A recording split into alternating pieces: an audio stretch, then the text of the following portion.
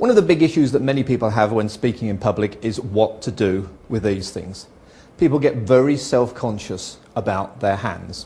And for me, it's very simple. When you're speaking in public, it's just a modified form of conversation.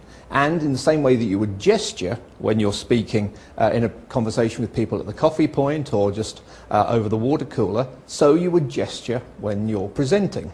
So you might mark ideas out in space. You might say, well, in the past we used to do this, and in the future we will do this.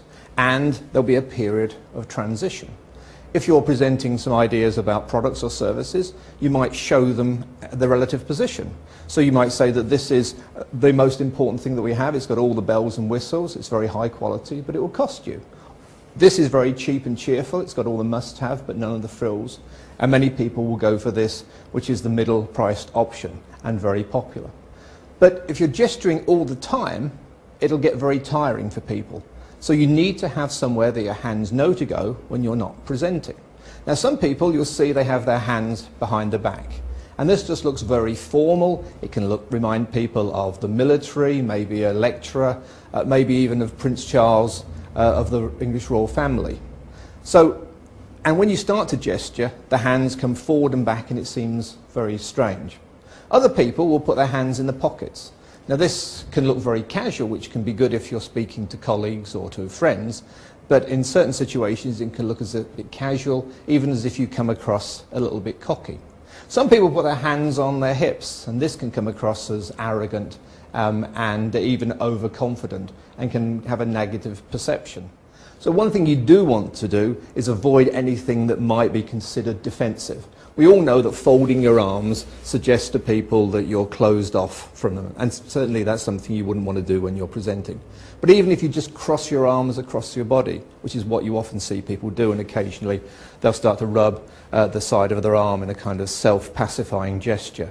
So you need to avoid that. The worst probably is to have your hands down here, which is a very defensive posture. And then sometimes you see people starting to gesture like this, and it's something we call the fig leaf flasher. So now I'd like to explain something to you, and it can look very humorous as far as people are concerned.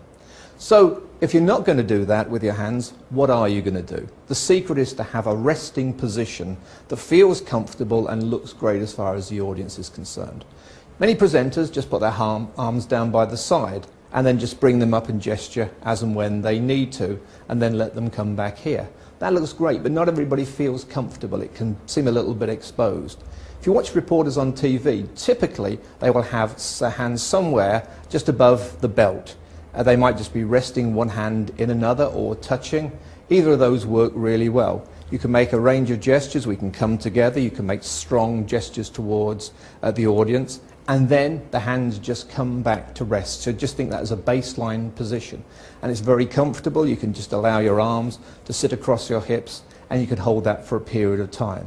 So the important thing here is to allow your hands to gesture as they would in normal conversation. But you don't want them floating and hanging in space. It can look very unnatural. So you make your gesture, you make your point, and then you just bring your hands down to rest. And once you've got that, you no longer need to feel self-conscious at all about your hands when you're presenting.